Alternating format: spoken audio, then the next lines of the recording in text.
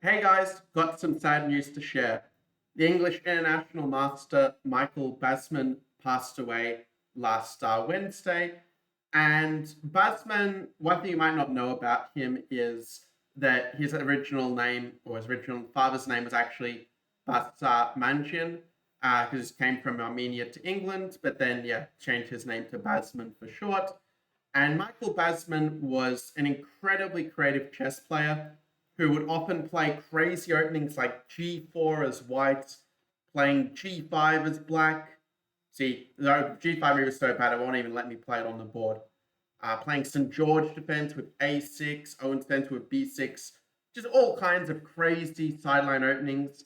And almost seems fitting in a way that Magnus Carlsen and Hikaru Nakamura were playing G4 and G5 in all of their games in the title Tuesday. But this video is not about Carlsen or Hikaru. It's all about Michael Basman. And in this game, he gets a very nice win against the English Grandmaster Michael Stean. By the way, this actually features a line that I do suggest as an alternative suggestion in my Crush Sub 1800s with 1E4 course. Click the link in the description below to enjoy a nice little free sample of that. You're welcome. In the game, we had knight f3, d6. Let's turn the computer on so I don't blunder any pieces accidentally. So in that repertoire that I mentioned, Crush Sub 800 e4, my suggestion in this position is to go c3, knight f6, and bishop e2, hoping, that they will play knight e4 and blunder the knight to a fork, which is actually the move you will face the most often below the 1800 level, hence why I offered this as an alternative to my main recommendation of c3.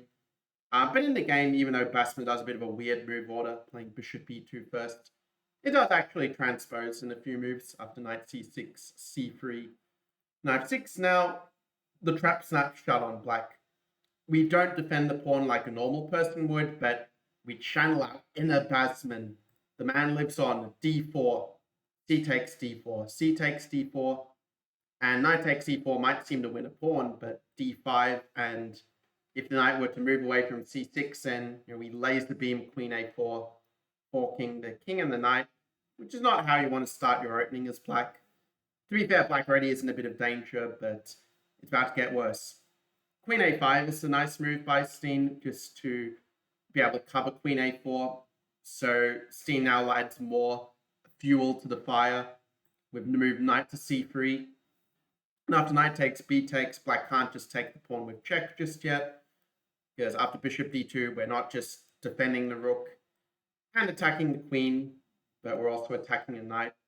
Isn't it great when a chess move does three things all at the same time? So black goes knight e5, Bassman just takes, and here's where Stean gets very greedy and says, you know what, being just one pawn up isn't good enough. Let's be 2 pawns up, bishop d2, and Bassman says, I don't care, you can have them. And this is why I wrote in the title of this video why Bassman is the most creative chess player of all time. Not just because of his crazy openings. There are other people who play crazy openings as well, like me sometimes. But also the way he plays the middle game as well, like sacrificing 3 pawns to go for the big attack. And even the computer thinks that white is better in this position. Now you see where I recommended my course, right?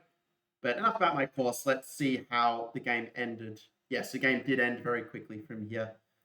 Black played move e6. If you're a computer, maybe you'll play bishop to d7 and then take on a2, and by some miracle not be just losing on the spot in this position after rook c8.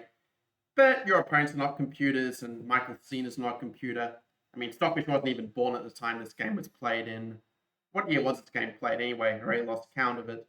But it was played in 973 Hastings. There we go. So after e6, now white plays bishop to b5, forcing that king to be in the center. If they play something like king d8, we're just going queen c2 and already start fantasizing about the checkmate on c7. Instead, black goes bishop d7. At least he developed a piece finally. But take, queen to a4 check. And I can't block with the queen because then, boom, rook takes b7 and this pin. See, I'm already getting excited. I'm only talking about the game. Imagine how fun it would have been to play like this. And actually, you can play this way too. But after king d8, another brilliant move by Stean. well, actually by Bassman, rook to b5. Now, what if black takes the bishop? Well, then we go rook takes b7 and GG. You can't avoid mate on d7 unless you resign. Black therefore plays queen to c6, trying to keep this pawn defended, but now all of the white pieces are in the attack. Black only has the queen moving around aimlessly. Queen a6, beautiful move now by white. Actually, let me know in the comments below, what move would you play as white in this position? Let's see who manages to get it right. And also those of you who already saw the answer in 1 second, definitely an opportunity to subscribe to the channel while the others catch up to your amazing genius. Seriously though, rook a5 is going to be the answer. Want to keep kicking around that queen like a soccer ball. After queen d3, white plays bishop to e3, going after the pawn on a7. If you play a6, well, bishop e6, and thanks for the game. Rook c7 is coming. I'll show you the full mate, because why not? Rook c7, king f6, queen h4, and look at this. The rook is even participating in the attack all the way over here. So king g6, yeah, I've got queen g5 mate. And if you thought that was brilliant, wait till you see how the game played out. It was d5. Somehow I managed to disable the computer analysis. It was saying, come on, Max, you got to think for yourself here. But yeah, rook takes a7. Black captures. We capture back. Queen's ready to invade.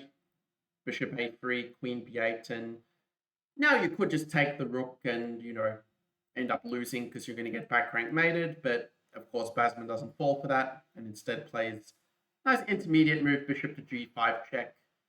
And very sportingly, Stean allowed the mate to appear on the board with queen b7. The king retreats, rook c8 is mate, but after king d6, queen c7 is finally checkmate. 26 moves, grandmaster goes down the black pieces. Not something you see every day, but when your name is Michael Basman, you can create all kinds of magic on the chessboard. And even if your name is not Michael Basman, we can certainly enjoy the games and take some inspiration, knowing that sometimes in chess you can sacrifice 3 pawns and still win the game super fast.